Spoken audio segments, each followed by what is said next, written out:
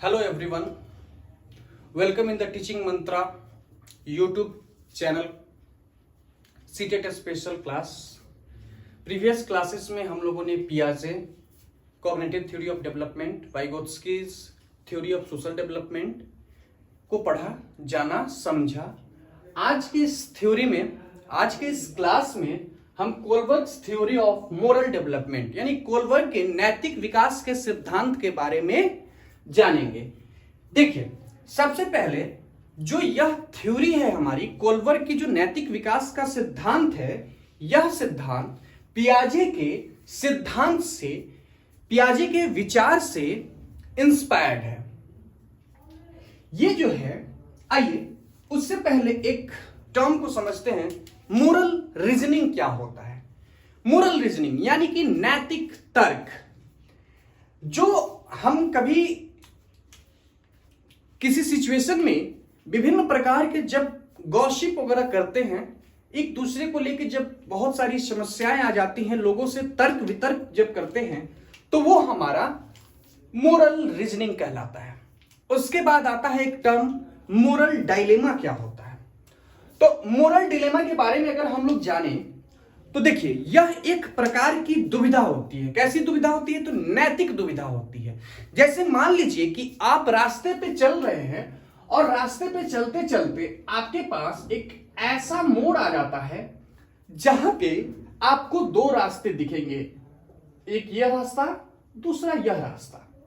अब आप इस टाइम में दुविधा में पड़ जाएंगे कि आखिर कौन सा रास्ता मुझे चुनना चाहिए। यह रास्ता मेरे लिए सही है या यह रास्ता मेरे लिए सही है? तो यही समय जो होता है मोरल डिलेमा का होता है, यानी कि नैतिक दुविधा का होता है। तो कोलबर्ग ने हाइंज नामक एक व्यक्ति पे एक्सपेरिमेंट करा। उनकी पत्नी जो थी उस टाइम में बीमार थी। अब यमराज साहब जो हैं उनकी पत्नी को लेने के लिए आ जाते हैं, लेकिन उसके पास एक और ऑप्शन था कि अगर वह समय पर अपनी पत्नी को दवा खिला देता है तो उसकी पत्नी बच सकती है। इसके लिए वो क्या करता है कि वो मेडिकल शॉप में जाता है। मेडिकल शॉप में जब पहुंचता है तो वह दवा दुकानदार जो है उस दवा के कीमत से 3 गुना प्राइस उससे मांगता है। अब ये हाइंज के पास जो है एक दुविधा हो जाती है कि भाई, अगर मैं इसे दवा के मूल्य से 3 गुना पे करूंगा तब जाकर यह मुझे दवा देगा और मेरी पत्नी बचेगी, और सामने में यमराज भी खड़ा है कि तुम दवा नहीं लोगे तो तुम्हारी पत्नी को मैं ले लूंगा। अब जो यह व्यक्ति है, इसके सामने बहुत सारी परिस्थितियां उत्पन्न होती है। जैसे या तो वो दवा को चोरी कर ले, ठीक ना, दवा को चोरी करने के बाद उसे जेल जाना हो, जेल चला जाएगा, या दवा को तिगुनी कीमत पे खरीद ले और अपनी पत्नी को बचा ले, या फिर दवा को जो है पत्नी को मरने दे। ठीक है, तो इस तरीके से बहुत सारी सिचुएशन, परिस्थितियां जो है उसके सामने में आती है। यही चीज हमारी मोरल डिलेमा कहलाती है। यानी कि मान लीजिए, अगर सीधे सीधे एग्जाम्पल में बात करें हम लोग, जैसे कि आपका यूपीएससी क्लियर हो गया, प्री भी क्लियर हो गया, मेंस भी क्लियर हो गया, और रही बारी अब इंटरव्यू की। अब इंटरव्यू के समय आप रास्ते से जा रहे हैं और रास्ते में देखते हैं कि किसी परिचित का एक्सीडेंट हो गया। अब उस टाइम में आप इस दुविधा में पड़ जाएंगे कि हम इंटरव्यू के लिए लेट हो रहे हैं, तो पहले मैं इंटरव्यू के पास पहुंचूं या फिर उस परिचित को मैं उठाकर अस्पताल में ले जाऊं। तो ये यहां पे एक दुविधा उत्पन्न हो जाती है। तो इसी तरीके से कोलबर्ग ने इन दुविधाओं को 3 लेवल्स पे बच्चों पे एक्सपेरिमेंट करने के बाद इसको 3 लेवल्स और 6 स्टेजेस में बांटा। 3 लेवल्स कौन कौन से हैं, आइए देखते हैं। पहला लेवल जो है हमारा प्री कन्वेंशनल स्टेज है, यानी कि पूर्व परंपरागत अवस्था। ठीक है, तो इस पूर्व परंपरागत स्तर पे 2 स्टेजेस हैं। फिर कन्वेंशनल स्टेज यानी परंपरागत स्तर, इस पे भी 2 स्टेजेस हैं हमारे।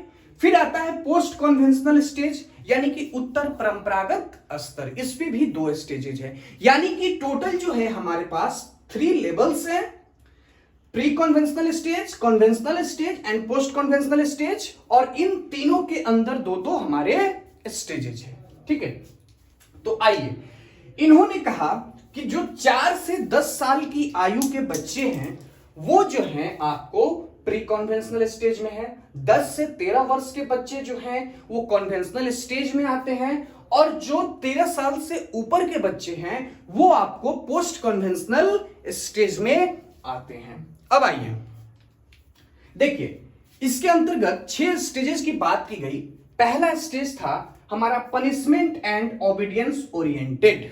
ठीक ना, इसमें क्या होता है कि बच्चा जो है अच्छे काम को करता है, बच्चा जो है वो आपको अच्छे काम को करता है, यानी कि ताकि अगर मुझे अच्छा काम मैं करूंगा तो मुझे क्या होगा, वाहवाही मिलेगी, शाबाशी मिलेगी, नहीं तो मुझे क्या होगा, पनिशमेंट मिलेगा, दंड मिलेगा, और वह आज्ञा का पालन करता है। तो यह स्टेज हमारा पनिशमेंट एंड ओबीडियंस ओरिएंटेड हो गया, यानी कि दंड तथा आज्ञा पालन अभिमुखता का स्टेज हमारा पहला स्टेज हो गया।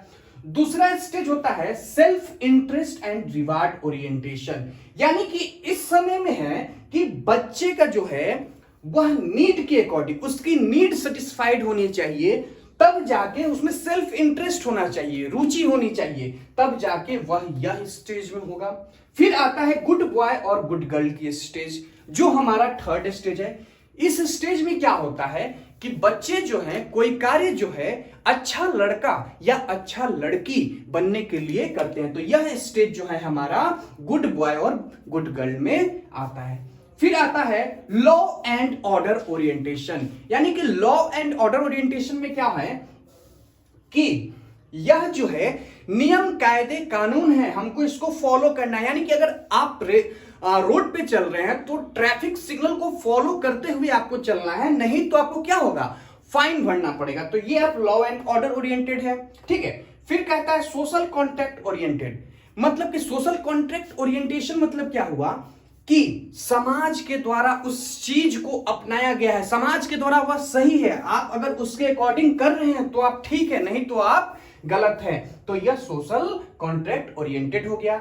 लास्ट में जो है हमारा यूनिवर्सल एथिकल प्रिंसिपल ओरिएंटेशन है, यानी कि यह जो तथ्य है, यह जो पहलू है, यह जो परिस्थिति है, यह सार्वभौमिक रूप से जो है यह क्या है, सत्य है, यह सार्वभौमिक रूप से सत्य है, यह नियम जो है सत्य है, इसको मुझे फॉलो करना है। तो यह जो है डिफरेंट स्टेजेस हैं, डिफरेंट एज के अकॉर्डिंग, डिफरेंट बच्चों के सोचने के एबिलिटी के अकॉर्डिंग उनको 6 स्टेजेस में बांटा गया है। यही बात हमारे कोलबर्ग जी करते हैं अपने नैतिक विकास के सिद्धांत में।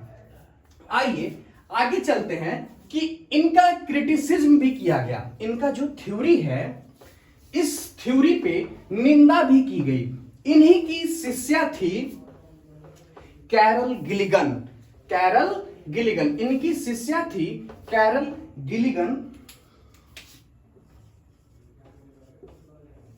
कैरल गिलिगन किनकी शिष्या थी, तो कोलबर्ग की शिष्या थी कैरल गिलिगन। इन्होंने, कैरल गिलिगन ने कोलबर्ग के नैतिक विकास के सिद्धांत की निंदा भी की। कैसे की कि इन्होंने कहा कि यह जो थ्योरी है यह हर एक परिस्थिति में, हर एक स्थिति में लागू नहीं हो सकता है, it is not applicable in all situation. दूसरा कहते हैं कि यह एक हाइपोथेटिकल सिचुएशन है, यानी कि यह परिकल्पनात्मक परिस्थिति है, इसमें लोगों के सोचने की, समझने की और निर्णय लेने की जो शक्ति है, जो विचार है वो अलग अलग हो सकते हैं। जैसे वही केस मैंने बताया कि यूपीएससी का पेपर है तो कोई एक बच्चा जो होगा अपने परिचित को वो हॉस्पिटल ले जाएगा, तो दूसरा कोई होगा कि सोचेगा कि नहीं छोड़ो हटाओ, पहले मैं अपना यूपीएससी का इंटरव्यू देकर आता हूं, देन उसके बाद इन चीजों पे मैं फोकस करूंगा। तो इस तरीके से यहां पे ये हाइपोथेटिकल सिचुएशन हो गया। उसके बाद इन्होंने, चूंकि हाइंज पे इन्होंने एक्सपेरिमेंट करा था, तो इनके शिष्या जो कैरल गिलिगन है इन्होंने कहा कि नहीं, यह जो थ्योरी है यह जेंडर बेस्ड है। जेंडर बेस्ड मतलब क्या? लिंग पक्षपात है। जरूरी नहीं कि जैसा सिचुएशन में लड़का सोचता है उसी तरीके से उस सिचुएशन में लड़की भी सोचती होगी। तो इस तरीके से इनके थ्योरी की निंदा भी की गई। यही है कोलबर्ग के नैतिक विकास का सिद्धांत। इसमें कुछ खास नहीं है। अगर वीडियोस अच्छे लग रहे हो तो चैनल को सब्सक्राइब कीजिए, बेल आइकन को दबाइए ताकि नोटिफिकेशन आपके पास रेगुलर बेसिस पे पहुंच सके। यहां पे जो भी चीजें हैं एकदम सीटेट स्पेशल है। और वीडियोज को लाइक एंड शेयर अवश्य करें ताकि सारे बच्चे इसका लाभ ले सकें। Thanks and have a nice day.